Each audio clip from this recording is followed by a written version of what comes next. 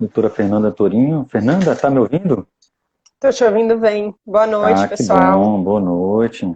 Então, Tá para todo quem não mundo me conhece ouvindo? Fernanda, eu estou lhe ouvindo também, estou lhe vendo, tá tudo ótimo. Fernanda, para quem não conhece, é médica, especialista em cuidados paliativos, né, e vem aqui junto com a gente bater um papo, tentar dirimir algumas dúvidas e explanar alguns conceitos, né, que a gente que traz da prática, né, e algumas dúvidas também de pacientes, familiares, que a gente vê quase todo dia. E a gente sabe da extrema importância que esse tema tem, né, porque muitas vezes a família traz isso num momento crítico e não tem um amadurecimento em relação aos conceitos médicos desse tema, né. Então, a importância desse assunto é enorme para a prática não só de profissionais da área da saúde, mas também para o conhecimento da população em geral, para dirimir as dúvidas e, quem sabe, até lidar com o sofrimento próprio ou alheio de uma maneira mais saudável, né? Conta aí, Fernanda, dá uma palhinha mais ou menos do que se trata mesmo o cuidado paliativo. Então, primeiro de tudo, Marcos, te agradecer o convite. É sempre uma grande oportunidade, assim, uma grande alegria para mim poder falar sobre cuidados paliativos. E a rede social traz essa democratização, né? Então a gente pode falar um pouco para profissionais de saúde, a gente pode falar muito para o público leigo, e é muito importante a gente ter maior conhecimento sobre o tema. Eu gosto sempre de iniciar essa conversa trazendo um pouquinho a definição mesmo, né, de cuidado paliativo, que não é um diagnóstico, não é uma fase da doença, mas uma abordagem que é feita por uma equipe multidisciplinar e busca aliviar o sofrimento e promover qualidade de vida do paciente e da família que estão sofrendo em decorrência de uma doença grave, certo? Então, cuidado paliativo é uma forma de cuidar que coloca o ser como um indivíduo multidimensional, é um ser que tem uma dimensão física, que tem sintomas como dor, falta de ar, mas é um ser que tem uma dimensão psicológica, uma dimensão social e uma dimensão espiritual também. Então é super importante a gente poder olhar todas essas dimensões através dos olhares de uma equipe multidisciplinar para poder buscar aliviar o sofrimento ao máximo e promover qualidade de vida. Isso. Há quem diga do cuidado focado na pessoa, né? A Uhum. gente às vezes vê esse conceito, né? Explica por que seria esse conceito, ou também cuidado proporcional, né? Tem esse outro conceito também.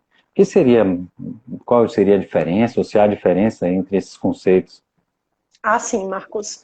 Então, o cuidado centrado na pessoa, ou o cuidado centrado no paciente, como muita gente conhece, ela é uma abordagem de saúde que deve ser realizada por todos os profissionais dessa área, né? Então, a gente pode discutir um pouco desses princípios do cuidado centrado no paciente, que nada mais é do que colocar o paciente como protagonista de sua própria história, inclusive da história de sua doença. O cuidado paliativo faz isso. Então, o cuidado paliativo, ele utiliza das ferramentas do cuidado centrado no paciente. Mas o cuidado centrado no paciente, ele é válido para todas as áreas de saúde, ambulatoriais, cirúrgicas, promoção, prevenção de saúde, é quando a gente coloca o paciente no centro. Já o cuidado proporcional, ele é um termo que ele vem muito de prontuário médico, né? Quando a gente escreve e faz um relato de uma reunião de cuidado paliativo, muitas vezes a gente observa definido como proporcional ou desproporcional. Eu gosto de pensar que a gente sempre deveria fazer cuidado proporcional, proporcional ao que o paciente precisa e proporcional aos valores do paciente. Muitas vezes o que a gente observa é que a gente utiliza de todo o avanço tecnológico da medicina de uma forma fútil, com desperdício, inclusive podendo causar mal para o paciente. Então, esse cuidado proporcional, ele, na verdade, deve também estar presente em todos os momentos do cuidado da vida do paciente. O cuidado paliativo também utiliza. O tema, Marcos, o nome paliativo em português, ele é um nome que traz uma certa complexidade, né? A gente aprende que paliativo é uma gambiarra, paliativo é um jeitinho que a gente dá em algo que não está muito bom, a gente dá um jeito que também não é muito bom. Mas a palavra paliativo deriva do latim pallium, que é um manto protetor. Então, paliar é proteger do sofrimento. Muitas equipes acabam modificando o nome para equipe de suporte, equipe de cuidado integral. Existem alguns estudos que mostram que quando muda esse nome, há mais encaminhamentos, porque o nome paliativo assusta. Mas eu particularmente sou uma defensora do cuidado paliativo. Eu acho que a gente deve nomear as coisas como elas são. E sendo um cuidado que tem por objetivo primordial aliviar o sofrimento da pessoa, ele não é um cuidado que deve ser afastado, né? Ele é um cuidado que deve ser requisitado. Exato. E é muito comum a gente ouvir assim, olha, veja, mas se é paliativo, significa que vocês estão desistindo da minha família, vocês estão fazendo algo superficial, né? Isso dá essa impressão pela conotação que a língua portuguesa traz, né? Contrário à intenção que foi feita lá no primórdio da fundamentação dos cuidados paliativos, né? Perfeita a sua colocação. Eu acho que não somente pela palavra, mas pela maneira como as equipes de saúde, né, ainda atuam com encaminhamento tardio para cuidados paliativos, muitas vezes comentando que não há mais nada o que fazer, por isso encaminhará para cuidados paliativos, o que não é verdade, né? Se o encaminhamento existe é porque há muito o que ser feito. O cuidado não é Exato. superficial, ele é profundo. E eu ousaria dizer que ele é ainda mais intenso do que nas outras fases. Justamente por ser uma fase de muita demanda, né? De muita demanda de ordens diversas, de É, sofrimentos de diferentes dimensões. isso, a gente às vezes costuma dizer que é um cuidado especial, né? É um cuidado especial em que a família vai estar integrada, a ideia do paciente, a filosofia de tudo que foi construído, e aí um momento diferente, né? Em que há de se reprogramar as estratégias de tratamento, de cuidado em geral, né? Interessante. Perfeito. É, A gente já acompanhou alguns pacientes juntos, né?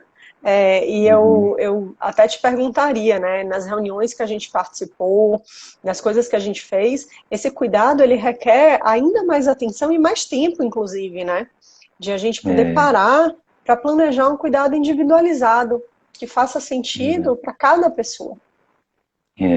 e eu me lembro bem, Fernanda, que a gente conversava, que pacientes, assim, tinham dois pacientes, um bem mais, em que foi optado por cuidado paliativo e outro que não foi optado por cuidado paliativo, e a gente percebia que aquele do cuidado paliativo, às vezes evoluía melhor do que aquele que não era cuidado, Uhum. optado por cuidado paliativo, né? É uma coisa curiosa da prática que a gente não sabe muito bem explicar, mas o envolvimento de todos a ajuda a estratégia mais centrada na pessoa, né, faz toda a diferença mesmo.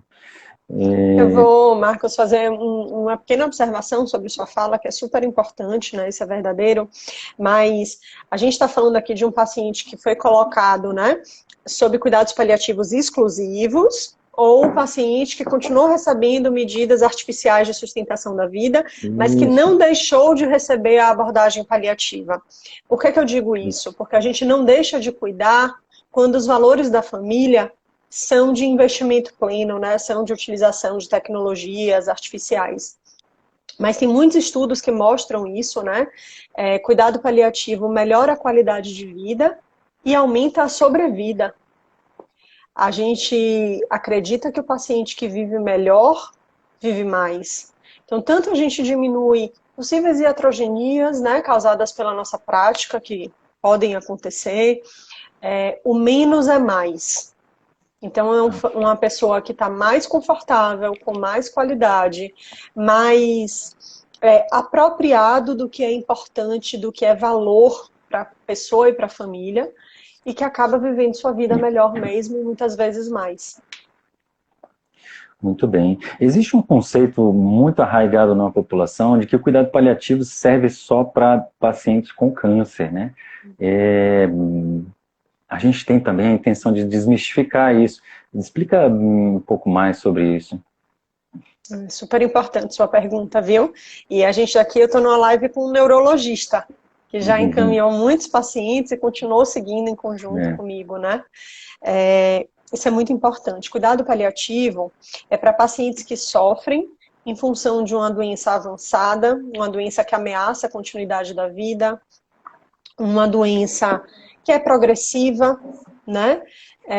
E que ao longo do tempo aproximará o paciente de seu falecimento, mas não necessariamente isso já está próximo. Então, é muito importante a gente saber que nessas doenças se encaixa sim o câncer metastático, que tanto nos assusta, mas se encaixam as demências, se encaixam as doenças pulmonares, DPOC que a gente fala, se encaixam as doenças hepáticas, quando não há a possibilidade de um transplante. Então, doenças de diferentes origens, e 80% da nossa população vai falecer em decorrência de doenças crônicas. 80% das mortes ocorrem por esse tipo de doença que eu estou comentando.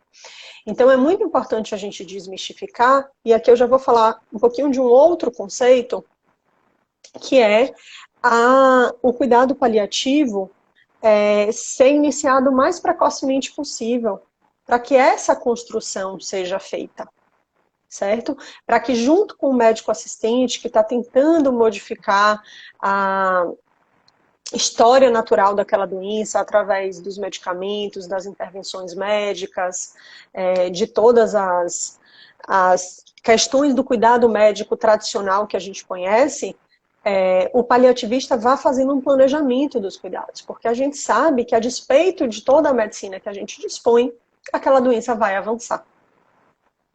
Isso, perfeito. Eu coloco aqui também as doenças neurodegenerativas, que não sejam só demência, né? Tem esclerose Perfeito. lateral amiotróficas, parkinsonismos, em fase avançada, também insuficiência cardíaca, né? Aquele paciente que não consegue nem sequer sair da cama, porque já tem falta de ar. Enfim, como a Fernanda falou, todas as especialidades médicas cabe também o cuidado paliativo. Ângela perguntou aqui, a tanatologia está inserida nesse contexto, né? Aí eu aproveito para falar sobre uma outra pergunta. Cuidado paliativo só está presente no final de vida, né? Ele Excelente. explica também essa questão aí. O que São é duas perguntas tanatologia, né? Essa pergunta complementares, é uma né? pergunta, essa Sim. pergunta, tanatologia, é bom até explicar o que é. É a ciência que estuda a morte ou morrer, né? Exatamente. Então, eu falei há pouco que o cuidado paliativo deve iniciar o mais precocemente possível. Esse o mais precocemente possível é desde o diagnóstico de uma doença avançada. E muitas vezes esse paciente está bastante longe do fim de vida, essa fase que a gente chama a terminalidade da vida, que habitualmente são os últimos 6 meses da vida de alguém. Quando a gente está falando de iniciar precocemente, eu já estou dizendo aqui que cuidado paliativo não é sinônimo de cuidado de fim de vida. O cuidado de fim de vida é uma parte importantíssima do cuidado paliativo, mas ela não é igual a cuidado paliativo. Ela está contida dentro de uma amplitude muito maior, que é o cuidado paliativo que deve iniciar lá no ambulatório, no consultório, um acompanhamento, que vai aumentando à medida que as necessidades do paciente também vão aumentando. Para o cuidado de fim de vida, e esse é um tema que é muito importante, porque os encaminhamentos de cuidados paliativos naturalmente ocorrem mais perto do fim da vida, quando a gente ainda não tem um conhecimento vasto, uma cultura de encaminhamento precoce. Então, na nossa realidade, a gente tem alguns anos aqui já em Salvador de alguns bons serviços implementados, a gente está falando mais ou menos de 5 anos de serviços estruturados, de qualidade. A gente percebe que aquele encaminhamento que muitas vezes era feito 48 horas antes do falecimento do paciente, eu já fui ver paciente que quando eu cheguei para vê-lo, ele já tinha falecido, não deu tempo nem de eu chegar ao leito. Esse encaminhamento ele vai sendo cada vez mais precoce, certo? E a gente vai chegando mais perto daquele encaminhamento inicial. Então, a tanatologia, o estudo da morte e do morrer, né, que esteve nos primórdios e na fundação do cuidado paliativo, é essencial para esse cuidado. É preciso estar munido de ferramentas da tanatologia para poder cuidar de pacientes que têm doenças que inexoravelmente evoluirão para a morte. Mas é preciso desmistificar que um paciente que está em cuidados paliativos, ele não é um paciente moribundo, ele não é um paciente que está próximo do fim da vida. Né? Ele evoluirá para isso em algum momento, mas não necessariamente é o caso. Então, se for encaminhado, aqui eu estou falando para os pacientes, para os familiares, para uma equipe de cuidados paliativos, não se assuste achando que começou uma contagem regressiva da vida. É super importante a gente entender em que contexto foi feito este encaminhamento. Então, a gente tem equipes de cuidados paliativos hoje que, por exemplo, nas clínicas oncológicas dão suporte ao controle de sintomas de pacientes que estão fazendo, inclusive, tratamentos curativos, porque essa é uma habilidade que a gente desenvolve, né? O controle adequado de sintomas. A gente tem equipes de cuidados paliativos acompanhando doenças que são doenças crônicas, uma evolução, por exemplo, de uma doença de Alzheimer leva 10 anos, às vezes um pouco mais do que isso, e esse encaminhamento ele pode ser precoce, porque é preciso planejar como vai ser. Vou aproveitar e agradecer os comentários, tá? Eu não consigo ler todos aqui enquanto eu falo, mas muitos comentários carinhosos. Isso. Muito Muita obrigada. gente mesmo agradecendo aí vocês. Uhum. Nanda, tem uma coisa assim, complementando, né? O cuidado paliativo ele pode ser diferente de um paciente para outro, né?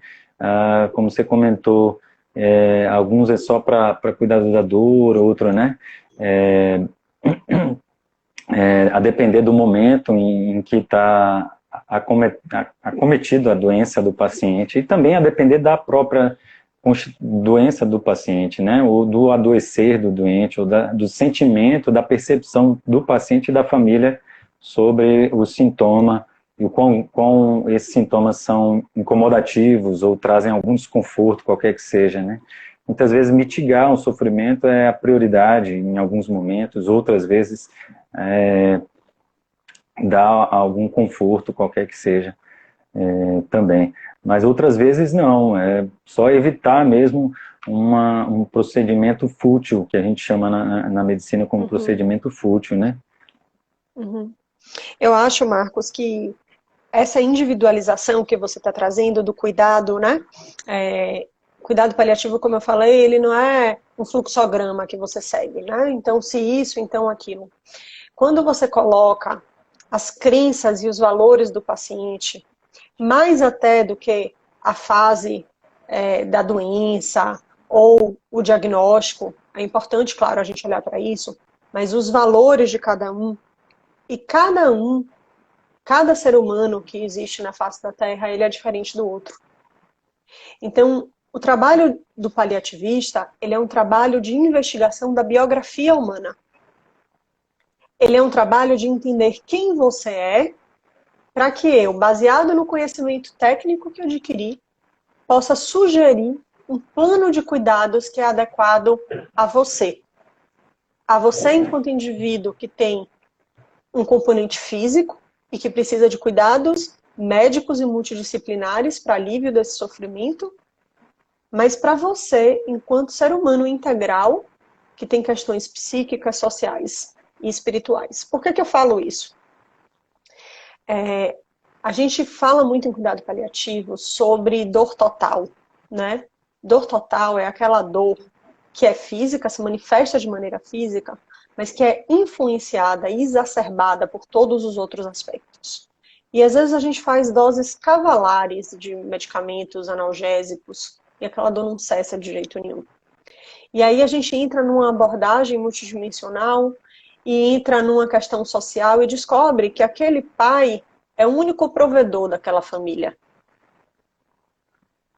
E que ele não tinha uma contribuição para uma previdência, não tem uma pensão por morte para deixar, e que a grande preocupação dele não é com o próprio falecimento, mas em quem vai prover por sua família. Então, quando a gente coloca isso em perspectiva, a gente consegue cuidar integralmente, buscar recursos, né? Buscar recursos governamentais, junto com a família, para trazer isso à tona. Porque o que está angustiando o paciente não é a dor, não é a dor pélvica. O que está angustiando o paciente é não saber quem vai cuidar da família dele quando ele não estiver aqui. Então a gente precisa ir muito além do que o que a gente aprendeu na faculdade de medicina, que foi muito importante. Não quero desmerecer a faculdade de medicina, eu tenho muito orgulho da minha profissão.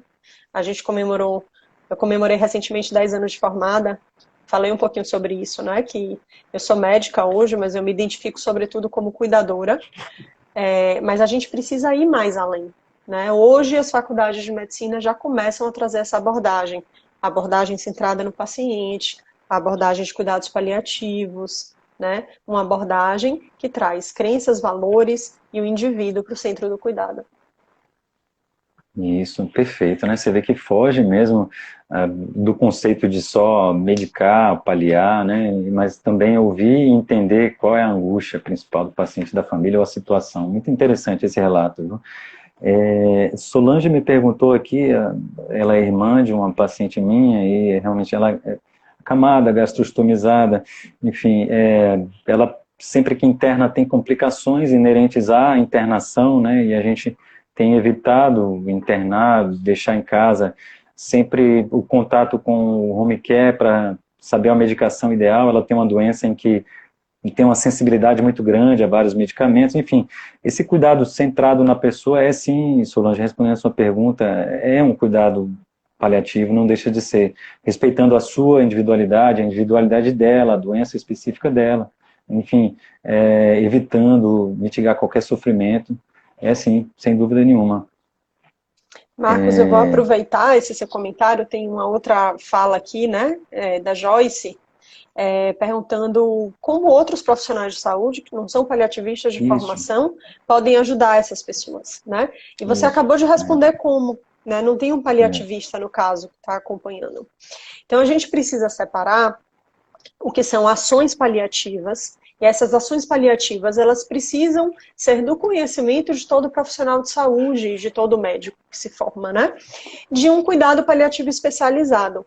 Para fazer uma analogia, Joyce, eu fiz residência de clínica médica, né? Na clínica médica, eu aprendi a cuidar de insuficiência renal, aprendi a cuidar de insuficiência cardíaca, mas a gente tem o cardiologista também. Então, a gente precisa saber abordar certas síndromes e precisa saber o momento de chamar o especialista, porque ele sabe mais sobre aquele assunto e vai fazer uma abordagem mais específica. Então, tem algumas coisas que sim são exclusivas do paliativista, mas estudar controle de dor, de náusea, de obstipação, de cialorreia, tudo isso eu não tive aula na faculdade, tá? Eu formei em 2010, eu não me lembro de ter tido uma única aula sobre esse tipo de controle de sintomas. Isso tudo precisa ser feito. Além disso, as habilidades em comunicação são fundamentais. E comunicação não é só um dom. Claro que tem gente que nasce com isso de fábrica. Mas comunicação, ela pode ser aprendida. Técnicas de comunicação empática. Técnicas de escuta ativa, para poder descobrir aquela biografia que eu comentei. Então, se interessar, doar seu tempo, ouvir o que é importante para o outro, sem achar que você é o detentor do conhecimento do que é bom para o outro. Isso já é muita coisa. Porque para as partes mais difíceis, você pode pedir ajuda. Hoje a gente tem, né, uma série de ferramentas, online ou não, tem todo o apoio dos outros profissionais do hospital, mas essa possibilidade de estar com o outro, interessado pela história do outro, isso já é iniciar uma abordagem paliativa. Com certeza. Nanda, e é interessante, muita gente pensa assim, será que importa a minha opinião sobre o meu fim de vida, né? Eu costumo dizer, relatar um parente meu que sempre fala, olha, uma coisa que eu não quero de jeito nenhum é ficar acamado e dependente dos outros. Por favor, não me deixe nessa situação. É claro que o paciente, quando fala isso, muitas vezes ele está olhando o espectro daquele momento em que ele não vivenciou aquela situação. É possível que ele vivenciando, ele mude de opinião, assim como a gente faz na vida com muitas coisas, desafios que a gente enfrenta, né? Mas, efetivamente, a minha opinião sobre o que eu quero no meu fim de vida importa, né? Esse é um questionamento importante, né? Eu diria que é o que mais importa, né? Pois é. Eu vou fazer uma pergunta, quem puder responder aí. Quem já conversou sobre como deseja ser cuidado no seu fim de vida com a sua família? Quem já no almoço de domingo levantou a mão e falou, olha, pessoal, queria falar uma coisa com vocês. Essa conversa ela é super importante, Marcos. Quando eu te ouço falar que o seu parente falou isso para você, eu penso que o seu parente está sendo generoso com você e facilitando a sua vida, não delegando a você uma decisão que você jamais conseguirá tomar tão bem quanto ele mesmo. Sim, é possível mudar de ideia. A gente tem um documento, né, que pode ser oficializado, que é o testamento vital, que é um tipo de diretiva antecipada de vontade, onde a gente pode escrever sobre as situações, né, que a gente, conversando com o médico, porque isso precisa ser técnico, não pode pedir qualquer coisa, não pode pedir o que é ilegal, mas conversando com o médico é possível estruturar um documento que fale para a gente, fale para a equipe de saúde, fale para sua própria família a maneira como você deseja ser cuidado quando isso chegar. Esse documento, ele pode ser revogado a qualquer momento enquanto a pessoa tiver consciência. Então, ao longo da vida, a gente muda muito, né?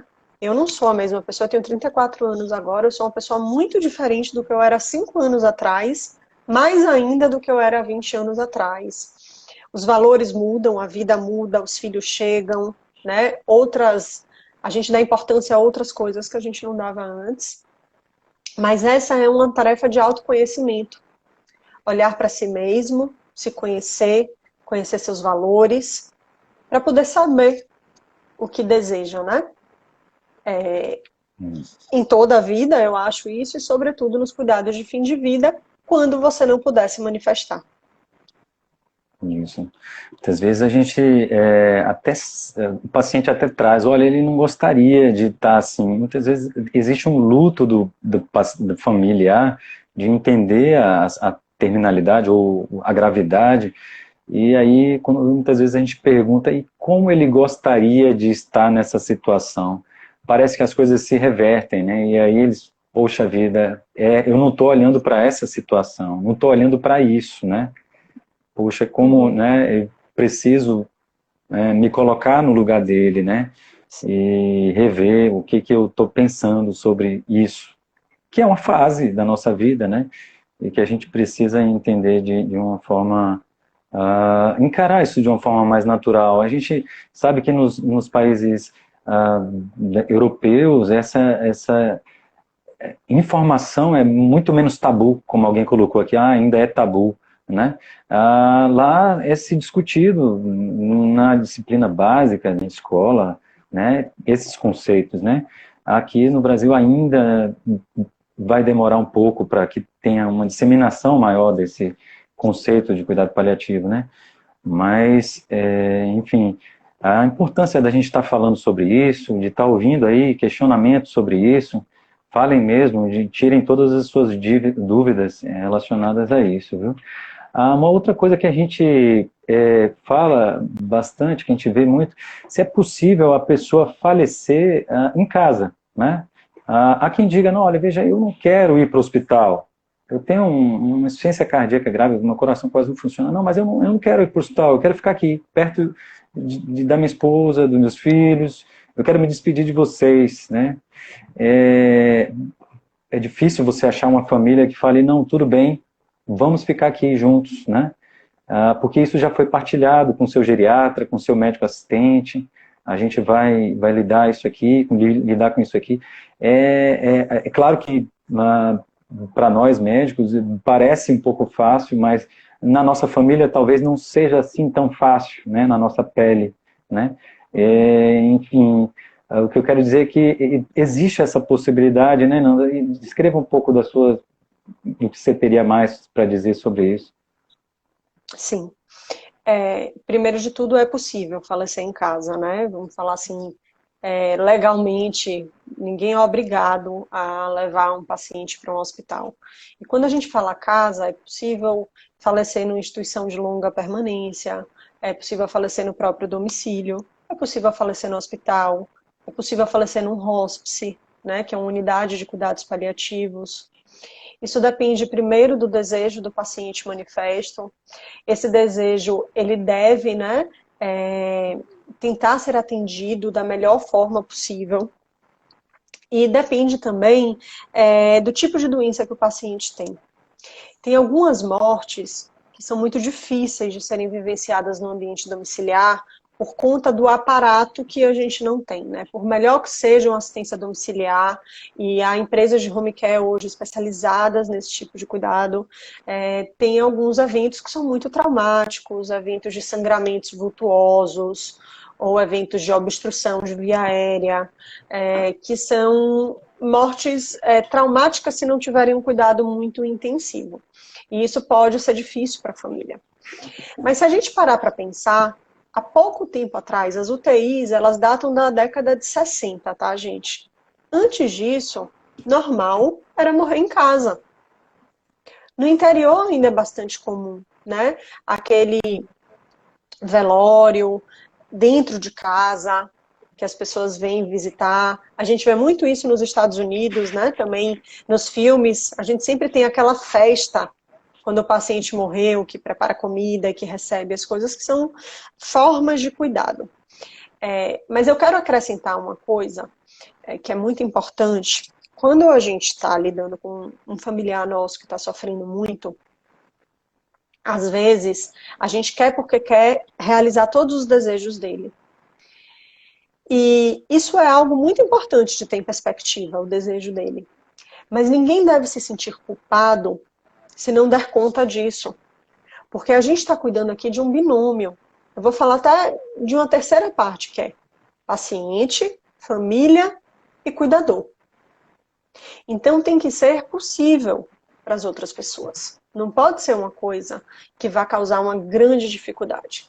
Eu vivi uma experiência recentemente, uma experiência pessoal muito impactante para mim.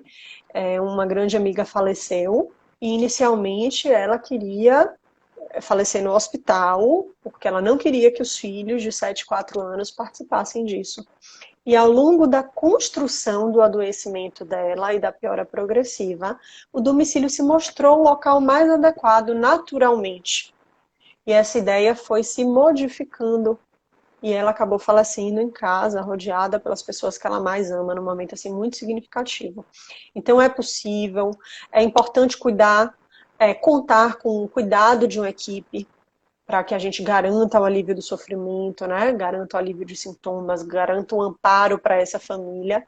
Mas quando não for possível atender a isso, a gente tem outras unidades. Unidade de cuidados paliativos exclusivos, como eu comentei, hospice, ou unidades hospitalares que hoje já conseguem ofertar esse tipo de cuidado. Nanda, ótimo. Elton Emerentino perguntou: Fernanda, como você lida com os desencontros entre os desejos e preferências do paciente e dos familiares? Boa pergunta. Boa pergunta, Emerentino. Emerentino é bioeticista, Marcos. Ele Desculpa, me fugiu a palavra agora. Eu vou falar diretor, mas não é diretor. Presidente da Câmara Técnica de Cuidados Paliativos do CREMEB, da qual eu faço parte, né? Depois ele me corrige. E aí ele faz uma pergunta que é super complexa, né? Que é diferenças, às vezes, de valores, mas na maioria das vezes são deficiências de comunicação, né? É preciso buscar entender o que é importante para cada uma das partes, para que a gente possa sugerir algo que faça sentido para ambas as partes. O desejo do paciente é soberano, como a gente comentou, mas a gente não vive aqui uma cultura anglo-saxã, como é lá em cima, né? Então lá o que o paciente escreveu é lei e acabou. Aqui também é lei, mas a gente deve buscar o entendimento porque a gente busca aliviar o sofrimento de todos. Então não adianta dizer, olha, eu sou paliativista, eu vou aqui fazer tudo que o meu paciente está pedindo e a família está em frangalhos, super sofrida e eu não estou cuidando dessa família. Então, buscar o entendimento, eu acho que faz parte, primeiro, de assumir que a gente não é detentor do saber, certo? De que a gente não sabe o que é melhor para o outro. Eu gosto sempre de presumir que ambas as partes querem o melhor possível, só tem perspectivas diferentes do que é o melhor possível. E eu sinto que o meu trabalho enquanto paliativista é ser ponte. É buscar esse entendimento. É conciliar. E é ser ponte não somente entre família e paciente, mas às vezes entre colegas, que têm perspectivas diferentes, entre colegas e família, entre a instituição e a família, enfim, os mais variados, né? Modelos de organização. Não tem uma fórmula, Merentino, para eu te dizer, olha, eu faço isso, isso e isso, mas eu acho que é baseado nessas premissas, de a gente poder ter esse olhar sobre o outro, para que possamos dirimir essas diferenças. Na infinita maioria das vezes é possível. Eu conto nos dedos os casos de conflito que se mantiveram até o último instante. Na maioria das vezes, essas famílias conseguem perceber que é por amor, é por cuidado que estão buscando as alternativas e a gente consegue construir um cuidado que faça sentido para todo mundo. Comunicação é o que faz a grande diferença mesmo, né? Comunicação, esclarecimento de todos os pontos, né? Uma escuta, né? Do paciente, da família, enfim, de todos. Isso realmente faz diferença. Nanda Teixeira perguntou, tem uma dúvida em relação ao investimento em um paciente que está inconsciente, já em cuidados paliativos. Quem decide sobre o investimento total? O familiar ou o paliativista? Então, Nanda, eu vou aproveitar essa palavra que você falou. O investimento tem que ser total, viu? Investimento total para ajudar esse paciente. A gente não está falando de utilização de todos os recursos possíveis, mas só para a gente se habituar com essas nuances, né? Que às vezes trazem para o paciente a perspectiva de que o investimento já não é total. O investimento tem que ser sempre total. Mas, sobre sua pergunta, quando um paciente fica inconsciente e ele não manifestou antes de se tornar inconsciente quais eram suas preferências e seus desejos, é a família, certo? Aí na família existem algumas hierarquias. O cônjuge, né, que são hierarquias jurídicas, depois os filhos. Então, a gente precisa conhecer um pouco isso. Nunca é uma decisão do médico. Mas eu gosto de trazer a perspectiva da decisão compartilhada. Porque quando a gente fala a decisão é da família, a gente acaba deixando essa família sozinha, abandonada para tomar uma decisão que às vezes não tem capacidade nem técnica de tomar. A gente existe. O profissional de saúde é uma figura importantíssima nesse cuidado, né? Uma figura para trazer a perspectiva, para entender o valor daquela família, já trazer uma perspectiva adequada para aqueles valores, certo? E para costurar esse cuidado, baseado no que a família traz. Porque quando o paciente está inconsciente, o melhor representante que vai poder contar para a gente quem é aquela pessoa é quem mais o conhece, que não é a gente. Existem sim casos, eu não quero adentrar por isso, mas a gente falou daquele documento, né? O testamento vital. Então, se o paciente tiver aquilo registrado, ou já tiver tido conversas com o médico, a gente vai ter uma situação de conflito, talvez se o que o paciente pediu for diferente do que o que a família pediu, e a gente vai voltar para aquelas outras coisas que eu comentei, de buscar o entendimento, tentar entender a perspectiva, não é enfiar a goela abaixo. Olha, eu tenho um documento, ele pediu isso e acabou. A Lu Lima comentou aqui que teve uma experiência de ver um paciente em morte cerebral. Esse é um conceito que foge do conceito de paliação. A gente vai ter uma outra live falando sobre isso. A morte encefálica tangencia, né, antes da morte encefálica, mas no conceito de morte encefálica não é o tema aqui abordado. Mas vai ter, daqui a 2 semanas, de 18, vai ter uma live sobre isso, vai ser muito interessante, porque vai ser com uma pessoa que formatou a última definição de morte encefálica da Academia Brasileira de Neurologia e da AMIB, a Associação Médica Intensivista do Brasil. Vale a pena assistir, vai ficar legal. Nanda, seguindo mais ou menos as perguntas que costumam ser feitas aqui pelos pacientes, né? Se a morfina acelera ou induz a morte, né? Muitos pacientes falam, poxa vida, mas você vai dar morfina para ele está com dor, você vai dar morfina, você vai acelerar a morte dele ou vai induzir ele à morte? Qual seria... Porque é uma medicação, não deixa de ser droga, muito usada, né, no cuidado paliativo, e existe muito essa dúvida em relação ao uso dessa medicação, né? Sim. Não só pelos pacientes, viu, Marcos, mas pelos profissionais de saúde também. A gente, quando fala em cuidado multidisciplinar, a gente precisa lembrar de todas as partes, né? Eu vivi uma experiência real, em que a gente fez uma reunião com a família, conversou tudo, desmistificou isso que a gente chama de opiofobia, né? A morfina é um opioide, e existe a opiofobia, que é o medo do opioide, e aí, principalmente representado pela morfina.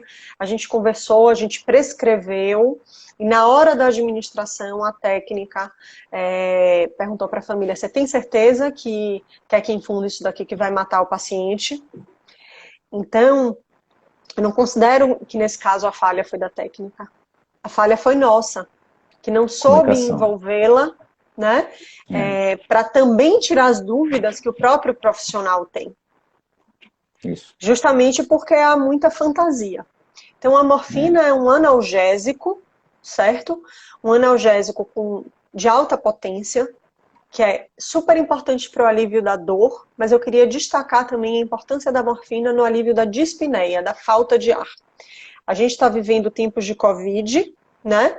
A gente está vivendo tempos de insuficiência respiratória, de muita falta de ar, e, por exemplo, seria uma medicação que auxiliaria muitos pacientes que estejam com Covid, evoluindo para fim de vida, enfim. Então, quando a gente faz essa prescrição, a gente precisa saber usar o remédio. Ela é uma droga que pode ser perigosa? Com certeza, como várias outras, né? Se a gente tomar vários comprimidos de Tilenol, a gente faz uma insuficiência hepática aguda. Então, a gente precisa saber a dose correta, posologia correta, né? E ter mão, que a gente chama, né? Saber tatear os aumentos progressivos e as necessidades do paciente, para que a gente não deixe esse paciente desassistido ou em sofrimento pelo nosso medo, seja do profissional ou da família.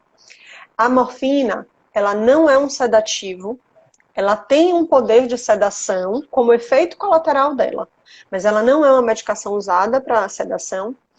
E mesmo nos lugares em que a eutanásia, que é a ação de matar o paciente através da infusão de um medicamento prescrito por um médico, é permitido, não é a morfina que é utilizada para esses fins, certo?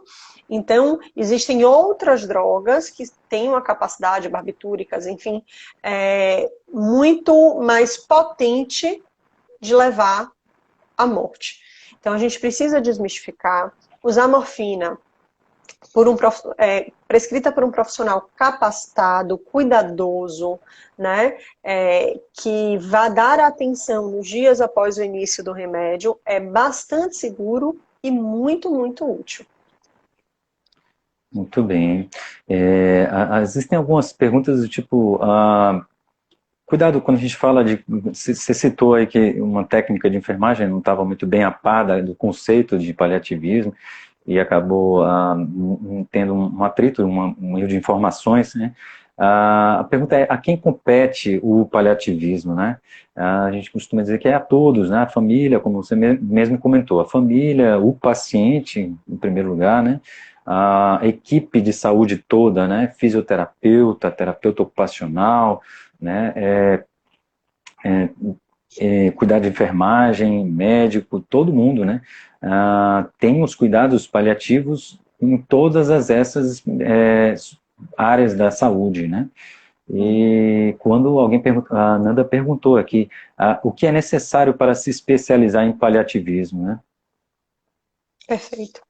Então, o paliativismo não é uma especialidade médica, certo? A medicina paliativa, nesse caso. A medicina paliativa é uma área de atuação da medicina, como clínica da dor, por exemplo, né? Um anestesiologista que depois faz uma área de atuação em dor. É muito semelhante, eu acho que para o público leigo não vale a pena a gente ficar entrando nesse tipo de detalhe, mas existem diversas formas. E aí é preciso ver o que melhor se encaixa no que você quer ser, né? Hoje a gente já tem residência médica e residência multiprofissional em cuidados paliativos, certo? A gente tem diversos cursos de pós-graduação, de especialização ou de aperfeiçoamento, inclusive em Salvador. Então a gente tem a pós-graduação da Baiana, a gente tem pós-graduação do Instituto Paliar, em Salvador, a gente tem a recém-lançada pós-graduação da Santa Casa, o curso de aperfeiçoamento. Eu fiz a minha formação aqui em São Paulo, na verdade eu fiz na Argentina e em São Paulo. Há muitos recursos, depois se alguém tiver interesse, precisar de algum apoio, pode falar comigo pelo meu Instagram, que eu auxilio a buscar uma formação mais específica. Pronto, muito bem. A gente já está terminando, mas ainda dá para mais uns 5 minutinhos para a gente responder alguma pergunta que surge aqui. Eu vi que alguém falou sobre religião, espiritismo, né? Se teria alguma coisa a ver com espiritualidade, ou também vi falando se o cuidado paliativo fere a religião de alguma forma, né? E se alguém falou sobre eutanásia, mas enfim, a gente reforça que o que a gente está querendo dizer aqui é ortotanásia, né? O cuidado integral do doente, centrado na pessoa, como a gente comentou, né? Um cuidado especial, né? E cada vez mais em voga, cada vez mais utilizado pela demanda que tem sido recente. Muitas pessoas interpretam como se fosse uma coisa mercadológica, né? Poxa, os médicos estão falando muito sobre isso, né? Isso não seria uma questão econômica ligada a serviço de saúde? Eu reitero que não é isso, né? É uma questão muito mais ligada mesmo à necessidade de individuação, de humanização e de um cuidado mais integral à pessoa, menos à doença, menos a protocolos, mais a família e o doente como principal peça. Não é isso, Nanda? Você teria alguma coisa para falar sobre isso? Esse tema, Marcos, que você trouxe, você falou, na verdade, de várias coisas, mas assim, primeiro sobre a religião, né? É super importante que a gente está a serviço do paciente e da família. Então, a religião que importa é a religião do paciente e da família, e não a religião do paliativista ou da equipe. Certo? Então eu não quero entrar no mérito de discutir as diferentes religiões, mas assim como a tanatologia é importante para o cuidado paliativo, o estudo das religiões também o é, para que a gente conheça o básico das religiões e possa prestar a melhor assistência religiosa e espiritual para aquele indivíduo. Sobre a eutanásia, a religião, o espiritismo, que foi a pergunta aí de Rafaela, eu não vou entrar no mérito de falar da eutanásia sob a perspectiva espírita, mas eu vou falar sobre a perspectiva ética, regida pelo Código de Ética Médica no nosso país, e da perspectiva legal. E a eutanásia é proibido em nosso país, certo? Eutanásia é crime, não pode ser realizado, a gente não faz isso. Eu não quero abrir essa discussão para a gente se concorda, se discorda, né? Mas atualmente a gente acredita que aliviando o sofrimento do paciente, a gente possa encontrar um caminho de qualidade de vida distanciado da eutanásia. Certo? A gente não utiliza esse tipo de recurso, isso é importante a gente saber, porque muita gente confunde mesmo, né? Então, é um cuidado para proporcionar qualidade de vida e não para terminar com a vida. Então, esse conceito que o Marcos trouxe de ortotanásia é a morte no tempo certo, a morte no tempo natural, sem ser antecipada, que é a eutanásia, mas sem ser prolongada artificialmente, aumentando o sofrimento e um sofrimento não capaz de restaurar a vida e a saúde, que seria a distanásia, certo? A gente pode em outro momento falar um pouquinho desses conceitos, mas é importante a gente dizer que a gente não pratica a eutanásia em nosso país. E mais ainda, Nanda, aproveitando a sua fala, a distanásia também pelo Conselho Federal de Medicina, não se deve fazer, né? É também Exatamente. uma coisa que a gente deve É evitar de fazer, antiético, né? antiético, E isso é importante, Marcos, você citar, porque os colegas têm muito medo dos processos judiciais. Ah, eu vou fazer tudo, eu vou colocar todos os aparelhos que eu tenho para que não me processem. E já começam a aparecer lá fora, nos Estados Unidos, os processos porque o médico fez mais do que o que devia. Utilizou de recursos fúteis que não iam auxiliar o paciente, que prolongaram a sua vida artificialmente contra a sua vontade. Então, a gente precisa fazer aquilo que a gente comentou, proporcional. Proporcional ao quê? É uma tabelinha que diz cada tipo de paciente? Não. Proporcional aos seus valores, proporcional à sua história de vida, sua biografia, a fase de doença em que se encontra e os recursos disponíveis para cuidar daquela doença. Perfeito, Nanda, muito bom. Estamos no final da live, só finaliza a sua trajetória, né? E eu sei que você está fugindo um pouquinho, né, daquela rotina de cuidado paliativo, mas explica um pouquinho o que você tem feito, né? E mensagens finais aí que você queria deixar para o pessoal. Muito obrigada a você, viu, Marcos, pelo convite, assim, pelo seu entusiasmo, seu cuidado em trazer esse tema. Muito obrigada a todas as pessoas que estão conectadas nessa terça-feira à noite, né, para conversar um pouco sobre a nossa finitude, sobre o nosso adoecimento. É um tema muito importante. Eu trabalhei muito com cuidado paliativo, sobretudo cuidado paliativo de fim de vida, né, que é uma paixão pessoal minha. Atualmente eu estou mais na área de gestão, mas sempre muito próxima aos temas de cuidados paliativos, né, advogando e trazendo o que eu chamo hoje de educação para a morte, né, que eu acho que é a principal utilidade nos saber finitos, né, é a gente se educar para que a gente tenha a vida com o maior sentido possível. Eu acho que esse é o maior benefício do meu trabalho individualmente para mim, e eu acho que para a sociedade, pensar a morte, discutir a morte, é saber-se vivo, né, e é saber o que é importante para cada um de nós. Então, eu sigo à disposição. Vocês podem me encontrar aqui nas redes sociais, né? Meu Instagram é doutora Fernanda Torinho, tudo junto. Tenho também perfil no Facebook, no LinkedIn. E sempre que precisarem, eu estou à disposição. Assim, eu tenho tentado fazer esse trabalho de trazer um pouco do cuidado paliativo para o dia a dia das pessoas, para naturalizar essas discussões. Perfeito, Nanda. Muito obrigado pela sua gentileza em estar aqui com a gente, ter aceitado o convite e ter ajudado a gente a dirimir algumas dúvidas aí do pessoal e trazer algumas coisas da nossa experiência. Muito obrigado, viu? Obrigada Até a a você. próxima. Boa noite, viu? Tchau, Tchau, gente. Boa gente. noite a todos.